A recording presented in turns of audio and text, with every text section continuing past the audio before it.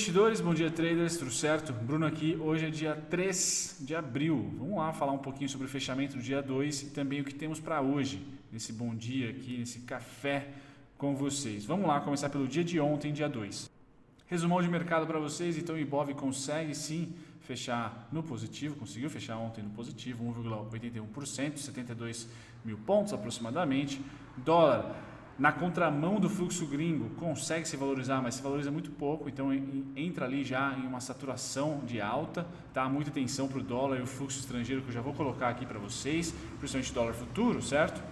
Euro, uma leve queda de 0,63% a 5,71, e a ação que mais subiu foi a Localiza, a que mais caiu foi a VVAR. Então a XP aí saindo do float, um chunk que a XP deixa de lado, que é a VVAR, pelo menos por enquanto, no curtíssimo prazo. O vídeo foi postado ontem para vocês aqui, ou melhor, antes de ontem, em relação à XP Gestão, né, que saiu, fez uma alienação grande das ações da VVAR.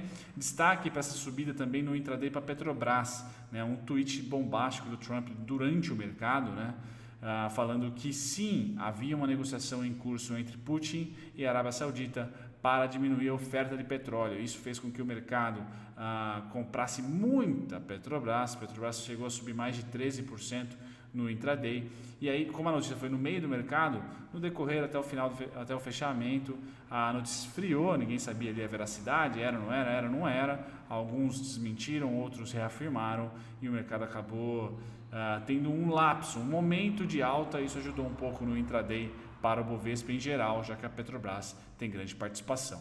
Aqui o nosso painel, né, um grande destaque para vocês, principalmente na farma, né, na farmácia e cosmético. Então vejam aqui a Hypera subindo quase 9%, tá? E a Raia Drogasil também 1,4%. Tá? Ações que começam a se recuperar, principalmente a Raia Drogasil.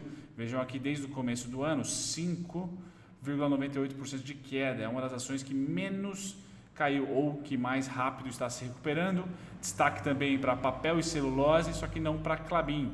Tá? Klabin no ano ainda perdendo quase 10%, só que ontem tanto a Klabin como a Suzano subiram mais de 5%. Seriam os dois grandes destaques. A Petrobras conseguiu fechar a 8,46% no dia de alta, porém o ano está bem tenebroso, né? Olhando para cá, o que eu, Bruno Mazzoni, falo para vocês, ou falei desde o começo do ano, quando a crise começou a pegar, eu estaria de olho em alimentos, eu estaria de olho em proteínas e grãos, eu estaria de olho em celulose, tá? E energia elétrica. Então, trazendo para vocês esses três setores, nós temos o quê? Alimento aqui em cima, tá, com destaque para a JBS, ou o mercado da JBS. A JBS é que menos se desvalorizou no ano, tá, 18,99%. Eu particularmente tenho Minerva, que não está aqui nesse pool de empresas, mas está indo bem desde os R$6 ali, que foi o último aporte meu, está indo muito bem na faixa dos 8, 8,40, 8,80 hoje, tá certo? Mas o setor de alimento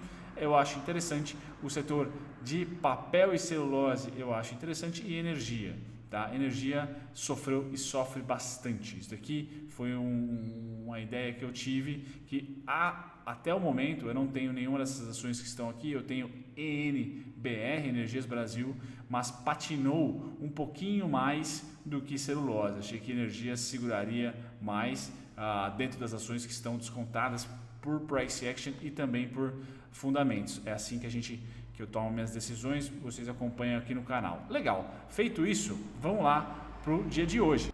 Os mercados hoje, começando pelos futuros de petróleo. Então o petróleo mantém a alta. Trump tweetando a favor ou não, o petróleo consegue se manter, porém, petróleo a $25, galera, não é legal, tá certo? Não é legal, a Petrobras ainda paga para produzir, tá certo? No mundo, as coisas estão tirando aqui o down, tá? As coisas estão vermelhas. Então hoje um dia lateral, um dia de, vamos dizer assim, chato para tradar tendência. Se você é um trader e busca tendência, não acredito que hoje vai ser. Ontem estava mais tendencial para alta, a gente acompanhou aqui no primeiro café, mas hoje já não diria isso, tá? Um bom equilíbrio, notícias chatas da França e chatas também da conferência ontem do governo norte-americano. O estado de Nova York é um estado que eles chamam de hotspot, não está fácil lá, tá? A demanda é muito grande por materiais da primeira linha, dos enfermeiros e dos médicos, mas também ao grande gargalo do Covid-19, que aparentemente é os ventiladores, tá? Mecânicos. Tá? Então o mercado respira um pouco aliviado essa semana, respirou, mas sem tendência ainda, sem encontrar aquela luz no fim do túnel. Então tem volatilidade e hoje não acredito em tendência. Já vou comentar sobre o Ibov. Tá? Aqui, os futuros de energia, tá? Os futuros de índice agora. Aqui quando a gente entra para o mercado que está sendo negociado agora, tá? Esse mercado está sendo negociado já. Tá? Muitos deles 24 horas, inclusive o S&P.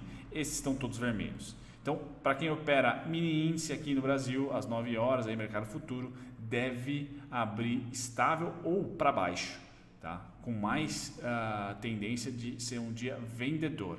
Tá? Então, aqui nós temos os índices futuros do S&P, da Nasdaq, do Dow, do Japão e também da Alemanha. Todos eles aqui no vermelho. Tá certo? Todos eles negociando no vermelho. Tá?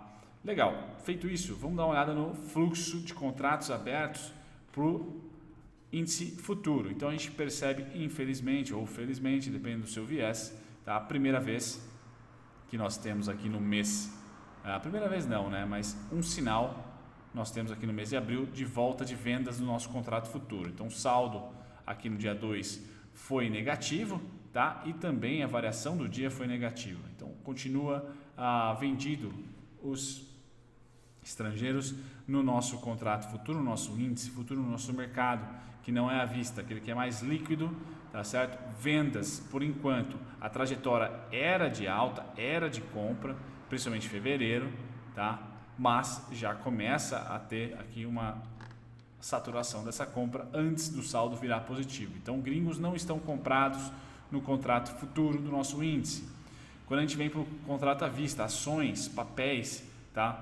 A gente vê o Ibovespa tendo uma valorização e o fluxo dos gringos continua a cair, tá? Um leve equilíbrio aqui, tá? Um leve equilíbrio fez com que o preço das ações, ou melhor, o fluxo fosse comprador, porém volta a ser vendedor. Então, por 3 dias aqui, os gringos tiveram um saldo ameno na queda e até positivo, do dia 23 para o dia 24 de março, porém voltaram a vender. O preço pode ter quase, pode cravar na pedra que volta, porque o fluxo gringo é muito importante para a bolsa, tem peso gigante, tá certo? Então aqui a gente vê o fluxo ainda vendedor, tá? Tanto no acumulado no mês como na variação do dia, muitas vendas.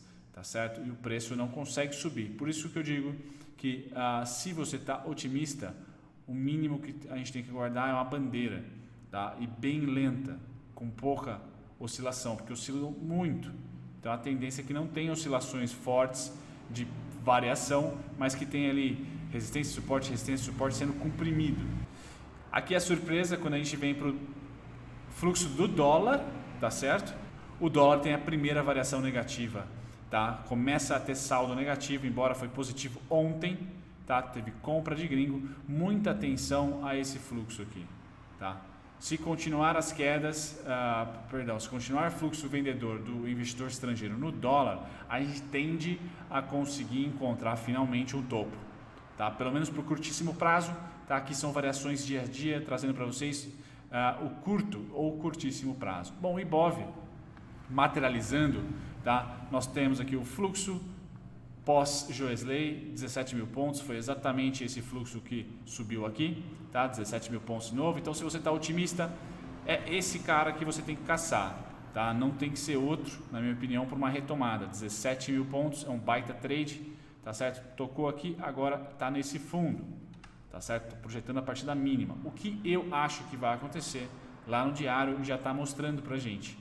Tá? Aqui no diário tem mais pontos, mas basicamente essa compressão seria a palavra de volatilidade, tá? A perda de apetite por tendência, tanto de alta como de baixa, tá certo?